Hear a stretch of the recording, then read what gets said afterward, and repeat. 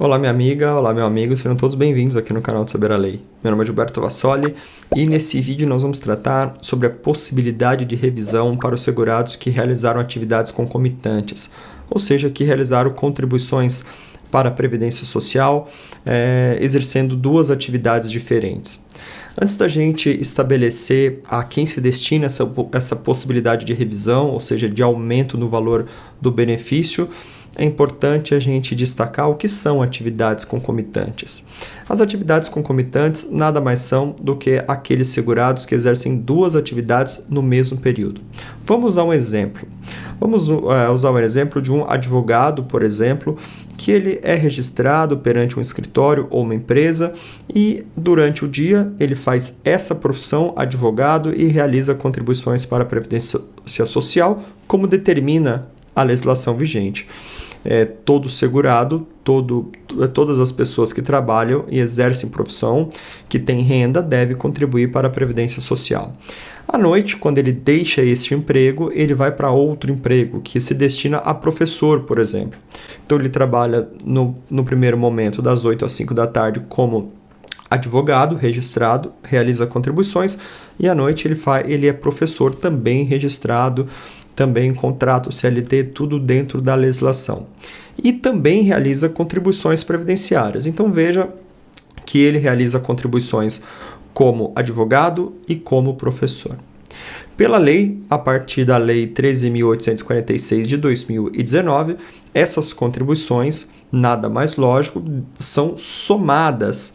Ou seja, se ele recebe R$2.000 de um empregador e R$2.000 de outros, esses salários de contribuição devem ser somados, ou seja, R$4.000.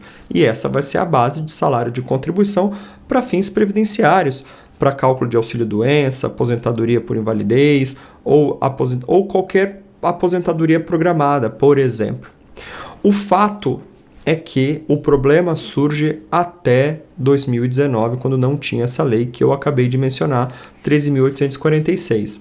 Isso porque o INSS utilizava um critério extremamente injusto e que desafiava a lógica. O INSS separava essas duas atividades como primária e secundária. Na primária, era considerada o salário de contribuição real, efetivo, como por exemplo os R$2.000. Na segunda atividade, era realizado uma porcentagem, então somente não era computado o valor inteiro como fins de salário de contribuição.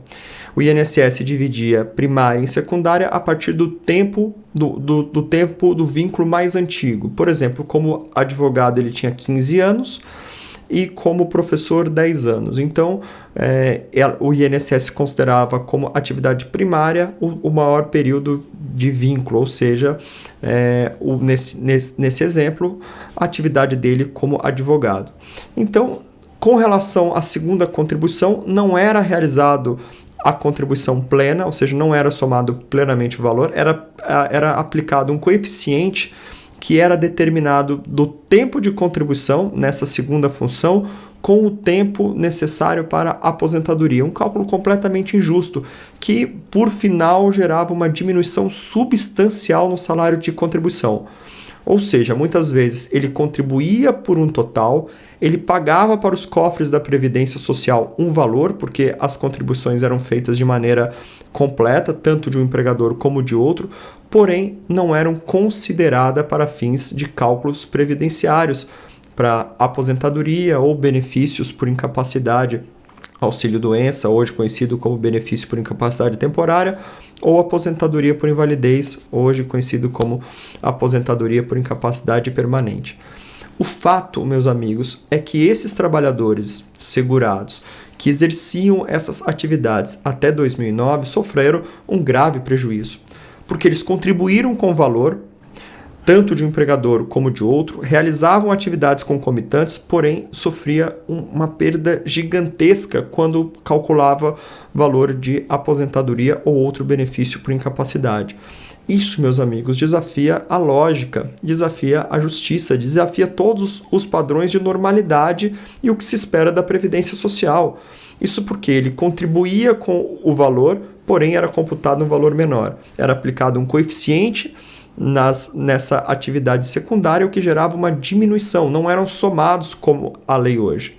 O fato é que a lei de 2019, 13.846 de 2019, ela trouxe justiça, né? Ela trouxe ali um padrão efetivo para se corrigir uma grave injustiça. A grande pergunta é: o que faz com relação aos outros segurados que tiveram tantos prejuízos até 2019, que pagavam por uma coisa, mas não recebiam? E essa é a lógica dessa revisão. O segurado pagava, mas não recebia a contraprestação correta da Previdência Social. Com isso, obviamente, surgiram teses e mais teses acerca de revisão. A verdade é que hoje essa tese ela está aguardando decisão dos tribunais superiores e, ao nosso ver, é uma tese que deve ser consagrada, ela deve passar pelos nossos tribunais, porque tem muito critério de justiça embutido nessas questões. Nada mais justo do que a Previdência Social entregar exatamente o que o contribuinte, o que o segurado pagou. E para isso, essa tese de revisão merece passar pelos tribunais superiores e é assim que a gente espera. O fato, meus amigos, e aqui é um ponto que deve o segurado que teve essas contribuições, que exerceu atividades concomitantes até 2019, deve ter muito cuidado, é com relação ao prazo decadencial. Como nós já falamos em outros vídeos aqui no nosso canal, existe um prazo de 10 anos para que as pessoas possam entrar com uma ação de revisão. Por isso, não é aconselhável aguardar a decisão final dos tribunais superiores. É fundamental, principalmente os segurados que estejam próximos de completar 10 anos da sua aposentadoria e que tenham atividades concomitantes, que realizem, que ingressem com ação perante a justiça pedindo essa complementação. Fatalmente, o valor do benefício vai aumentar substancialmente. De todo modo, é sempre aconselhável, obviamente, antes de entrar com a ação, que realize um cálculo previdenciário prévio para saber se realmente vale a pena, se os valores serão compatíveis com as suas expectativas. É sempre importante realizar esse cálculo e ingressar com a ação, não aguardar para não correr o risco de perder o direito pela decadência prevista no artigo 103 da Lei 8.213 de 1991. Veja, meus amigos, o tema é bastante complexo, é bastante interessante, já que pode aumentar substancialmente o seu benefício de aposentadoria. Por isso a gente pede, se você quer saber mais sobre esse assunto, nos siga aqui no nosso canal, se inscreva também no Instagram, nos siga lá, @saberalei, e também no nosso site nós temos um artigo completo sobre esse tema. Um forte abraço, até o próximo vídeo.